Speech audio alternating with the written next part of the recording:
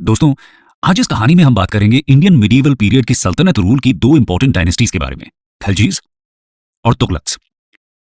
जैसा कि हम जानते हैं कि सल्तनत रूल की पहली डायनेस्टी यानी मामलुक्स एक स्लेव डायनेस्टी थी जो कि गुरीद डायनेस्टी के अंडर में थी। 1290 में मामलुक डायनेस्टी का एंड हुआ। इसके बाद खलजी डायनेस्टी का रूल करना एक तरह का रेवोल्यूशन था, क्योंकि इस डायनेस्टी के साथ ही अब सल्तनत रूल टर्किक नोबल्स की जगह अफगान्स के हाथ में आया, यानी ये एक इंडिपेंडेंट डायनेस्टी थी। 1286 में बलबन की डेथ के बाद दिल्ली में फिर से सक्सेशन को लेकर कंफ्यूजन क्रिएट हो गया। बलबन का चुना हुआ सक्सेसर, उसका बेटा प्रिंस महमूद, मंगोल्स के साथ बैटल में मारा गया। उसका एक और बेटा बुगरा खान बंगाल और बिहार को प्रेफर करता था। इसके चलते बलबन के एक ग्रैंडसन को, जो कि काफी यंग और इनएक्सपीरियंस्ड था, दिल्ली के थ्रोन पर बिठाया गया। इस दौरान टर्किश नोबल्स के द्वारा हाई ऑफिसेस को मोनोपोलाइज करने की कोशिश को लेकर कई नॉन टर्क्स जैसे खलजीज में रिजेंटमेंट था। खलजीज गुरीद इन्वेजन के समय इंडिया में आए, लेकिन उन्हें काफी सफिशिएंट रिकग्निशन नहीं मिला। उनको आर्मी में एम्प्लॉयमेंट मिला और नॉर्थ वेस्ट में मंगोल इन्वेजन्स के चैलेंजेस को फेस किया। समय के साथ कुछ इंडियन मुस्लिम्स भी नोबिलिटी में शामिल हो गए। वो भी हाई ऑफिसेज में अपॉइंटमेंट न होने के कारण डिससैटिस्फाइड थे। बलबन ने यह प्रूव किया कि कोई भी सक्सेसफुल जनरल सुल्तान की फैमिली को हटाकर थ्रोन पर बैठ सकता था। इसके लिए सिर्फ नोबिलिटी और आर्मी के सपोर्ट की जरूरत थी। इन्हीं रीजंस के चलते खलजी नोबल्स के एक ग्रुप ने थ्रोन को सक्सीड किया। आइए बात करते हैं खलजीज के बारे में। The Khaljis reign from 1290 to 1320। दोस्तों, खलजीज ने 1290 से 1320 तक दिल्ली सल्तनत को रूल किया। खलजी नोबल्स के एक ग्रुप, जिसका लीडर था जलालुद्दीन खलजी, उसने बलबन के इनकॉम्पिटेंट सक्सेसर्स को 1290 में ओवरथ्रो कर दिया। जलालुद्दीन खलजी इसके पहले नॉर्थ वेस्ट में वार्डन था और उसने मंगोल्स के खिलाफ कई सक्सेसफुल कैंपेन्स किए। नोबिलिटी के नॉन टर्क सेक्शन ने खलजी के रिबेलियन को वेलकम किया, जो टर्किश नोबिलिटी के हाई ऑफिसेस की मोनोपोली के अगेंस्ट था। खलजीज ने एक मिक्स्ड टर्किश अफगान ओरिजिन के होते हुए भी टर्क्स को हाई ऑफिसेस से एक्सक्लूड नहीं किया, लेकिन खलजीज के राइज से हाई ऑफिसेस की टर्किश मोनोपोली को जरूर खत्म कर दिया। तो दोस्तों, खलजी डायनेस्टी का पहला रूलर था जलालुद्दीन खलजी। आइए देखते हैं उसके रूल के बारे में। Jalaluddin Khalji reign 1290 to 1296। जलालुद्दीन खलजी ने 6 साल के ब्रीफ पीरियड के लिए दिल्ली सल्तनत पर रूल किया। उसने बलबन के रूल के हार्श मेथड्स को मिटिगेट करने की कोशिश की। जलालुद्दीन दिल्ली सल्तनत का पहला ऐसा रूलर था जिसने यह व्यू रखा कि आवाम के विलिंग सपोर्ट पर ही स्टेट का रूल एस्टैब्लिश होना चाहिए। और क्योंकि इंडिया की मेजॉरिटी पॉपुलेशन हिंदू है, इसलिए इंडिया को एक ट्रू इस्लामिक स्टेट नहीं बनाया जा सकता। जलालुद्दीन ने पॉलिसी ऑफ टॉलरेंस और हार्श पनिशमेंट्स को अवॉइड करके नोबिलिटी की गुडविल गेन करने की कोशिश की। उसके सपोर्टर्स ने उसकी इस पॉलिसी को एक वीक पॉलिसी माना, जो कि उस समय के हिसाब से सूटेड नहीं थी। 1292 AD में जलालुद्दीन ने मंगोल्स को डिफीट किया, जो सुनाम तक पहुंच चुके थे। इन्हीं रीजंस के चलते दिल्ली सल्तनत में एक तरह की इनसिक्योरिटी फैली हुई थी, जिसे रिवर्स करने की कोशिश की अलाउद्दीन खिलजी ने। आइए जानते हैं खलजीज के सबसे फेमस रूलर अलाउद्दीन खलजी के बारे में। Alauddin Khalji reign 1296 to 1316। अलाउद्दीन अपने अंकल और father in law Jalaluddin Khalji का धोखे से मर्डर करके थ्रोन पर बैठा।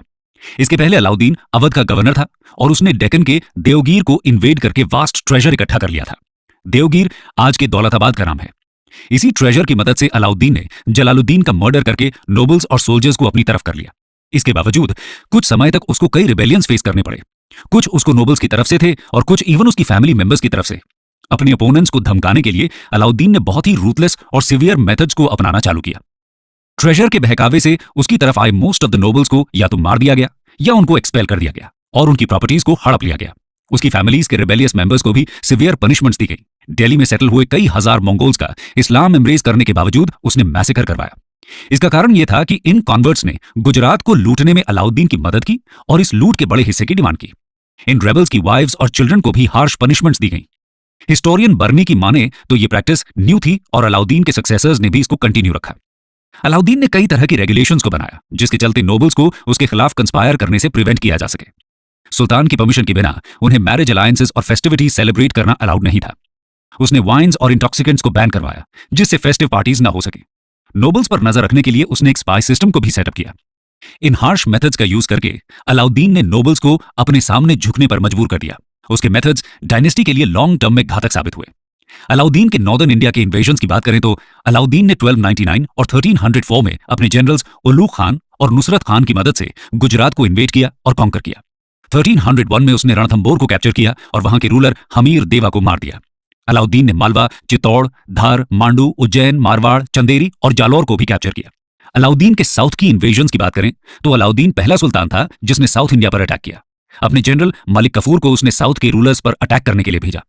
1309 और 1311 के बीच मलिक कफूर ने दो कैंपेन्स को लीड किया। पहला वारंगल के अगेंस्ट, जो कि तेलंगाना एरिया में था, और दूसरा द्वार समुद्र यानी मॉडर्न कर्नाटका, माबार और मदुराई के अगेंस्ट। उसने वारंगल के प्रताप रुद्र II, होयसला किंग वीर भल्लला III को भी डिफीट किया। मलिक कफूर ने रामेश्वरम में एक मॉस्क का कंस्ट्रक्शन करवाया। साउथ के किंगडम्स ने अलाउद्दीन की पावर को एक्नॉलेज किया और उसको मॉनेटरी ट्रिब्यूट्स पे किए। अलाउद्दीन ने अपने रेन में 12 बार सक्सेसफुली मंगोल इन्वेजन्स को भी रेजिस्ट किया। आइए बात करते हैं अलाउद्दीन की डोमेस्टिक पॉलिसीज के बारे में।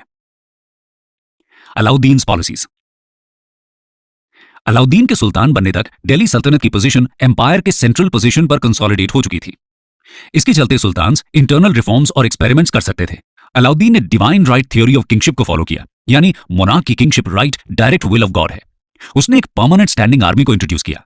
अलाउद्दीन के द्वारा इंट्रोड्यूस की गई मार्केट कंट्रोल और एग्रेरियन पॉलिसीज को उस समय के one of the great wonders of the world कहा जा सकता है।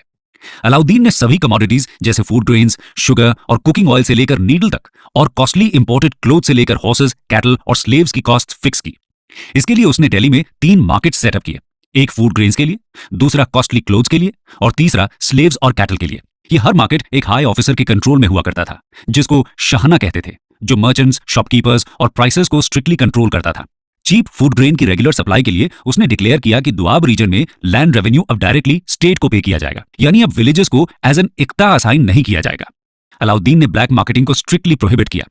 रेवेन्यू सिर्फ कैश में कलेक्ट किया जाता था, नॉट इन काइंड। इसकी मदद से आर्मी को भी कैश में पेमेंट किया जाता था। ऐसा करने वाला अलाउद्दीन पहला सुल्तान था।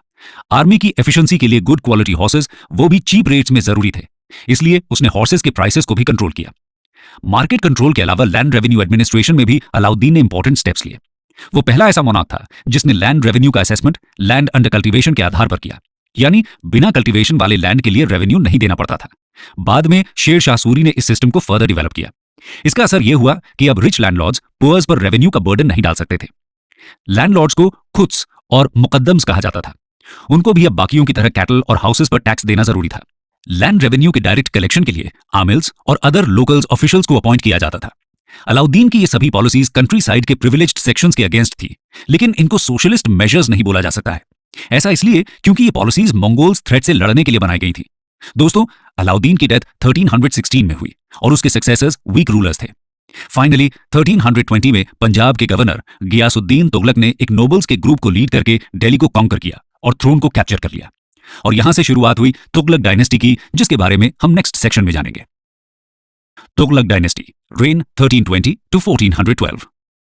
गियासुद्दीन तुगलक ने एक नई डायनेस्टी, तुगलक डायनेस्टी की शुरुआत की, जिसने 1412 तक दिल्ली सल्तनत पर रूल किया। तुगलक्स टर्क इंडियन ओरिजिन के थे। इनके रूल में इंडिया की डोमेस्टिक और फॉरेन पॉलिसीज में कई मेजर चेंजेस देखने को मिले। तुगलक डायनेस्टी ने 3 इंपॉर्टेंट रूलर्स दिए, गियासुद्दीन तुगलक, उसका बेटा मोहम्मद बिन तुगलक, उसका नेफ्यू फिरोज शाह तुगलक। सबसे पहले बात करते हैं गियासुद्दीन तुगलक के बारे में। Ghiyasuddin Tughlaq, reign 1320 to 1325। गियासुद्दीन के एक्सेशन के बाद उसने अलाउद्दीन की फॉरवर्ड एक्सपेंशन पॉलिसी को विगरस तरीके से कंटिन्यू रखा। उसकी पॉलिसी मंगोल्स के खिलाफ काफी हार्श थी। उसने कई मंगोल ऑनवॉयज को मारा और मंगोल प्रिजनर्स को हार्श पनिशमेंट्स दी। गियासुद्दीन ने ही तुगलकाबाद फोर्ट का कंस्ट्रक्शन स्टार्ट किया। उसकी रेन में गियासुद्दीन ने एक स्टेबल एडमिनिस्ट्रेशन बिल्ड किया, जो कि मुल्तानीज से डोमिनेटेड था। मुल्तानीज का डोमिनेंस उसके नेटिव पावर बेस यानी दीपलपुर और पंजाब को शो करता है। गियासुद्दीन ने postal arrangements, judicial, irrigation, agriculture और पुलिस को सबसे ज्यादा इंपॉर्टेंस दिया। थ्रोन पर बैठने के बाद उसने बंगाल, उत्कल, ओडिशा और वारंगल को अपने कंट्रोल में लिया। इस तरह से गियासुद्दीन ने एम्पायर में फिर से ऑर्डर एस्टैब्लिश करने की कोशिश की, लेकिन 1325 में उसकी डेथ हुई और उसके बाद उसके बेटे मोहम्मद बिन तुगलक ने सल्तनत संभाली। आइए अब बात करते हैं मोहम्मद बिन तुगलक के बारे में। मोहम्मद बिन तुगलक, 1325 टू 1351। दोस्तों, अलाउद्दीन खिलजी के बाद अगर किसी को बोल्ड एक्सपेरिमेंट्स के लिए जाना जाता है तो वो हैं मोहम्मद बिन तुगलक। कुछ तरीकों में देखा जाए तो मोहम्मद अपनी एज का सबसे रिमार्केबल रूलर कहा जा सकता है। रिलीजन और फिलॉसफी में काफी डीपली रेड था और वो एक क्रिटिकल और ओपन माइंड का पर्सन था। न केवल मुस्लिम मिस्टिक्स बल्कि हिंदू योगीज और जैन सेंट्स जैसे जिना प्रभु सूरी से लगातार कॉन्वर्सेशन करता था।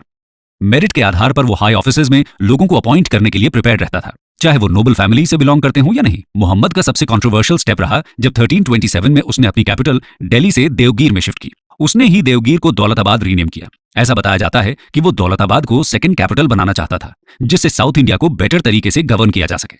इसके लिए उसने कई ऑफिसर्स और सूफी सेंट्स को दौलताबाद शिफ्ट होने को कहा, लेकिन पॉपुलेशन को शिफ्ट नहीं किया। इसके चलते लोगों में एक डिस्कंटेंट था। कुछ सालों बाद उसने दौलताबाद को अबैंडन कर दिया क्योंकि दिल्ली को गवर्न करना मुश्किल हो रहा था। भले ही उसका यह अटेम्प्ट एक फेलियर रहा, लेकिन लोगों के एक्सोडस के चलते नॉर्थ और साउथ इंडिया अब काफी क्लोज हो गया था, जिससे कम्युनिकेशंस इंप्रूव हुए। लोगों ने डेक्कन में टर्क्स के कल्चरल, रिलीजियस और सोशल आइडियाज को स्प्रेड किया। इस तरह से नॉर्थ और साउथ इंडिया के बीच एक नए तरह का कल्चरल इंटरचेंज चालू हुआ। मोहम्मद ने टोकन करेंसी को इंट्रोड्यूस किया, जो कि एक ब्रॉन्ज कॉइन था। उसकी वैल्यू एक सिल्वर टांका के बराबर थी। टोकन करेंसी का आइडिया इंडिया में न्यू था, जिसके चलते ट्रेडर्स को इसके इस्तेमाल के लिए इंड्यूस करना डिफिकल्ट था। फेक कॉइन्स नहीं रोक पाने के कारण मोहम्मद ने कुछ समय बाद टोकन करेंसी को अबॉलिश कर दिया। एग्रीकल्चर की बात करें तो मोहम्मद बिन तुगलक के रेन के स्टार्ट से ही गैंजेटिक दुआब में सीरियस पेजेंट रिबेलियन हुए। पेजेंट्स विलेज छोड़ के भागने लगे और मोहम्मद ने हार्श मेजर्स लेकर उनको कैप्चर कर पनिश किया। स्टेट का शेयर आर्बिट्ररी मैनर में फिक्स किया जाने लगा और एग्रीकल्चर प्रोड्यूस को मनी में कन्वर्ट करने के लिए प्राइसेस भी आर्टिफिशियली सेट किए जाने लगे। इसी दौरान फैमिन के चलते बहुत लोगों ने अपनी जान गंवाई।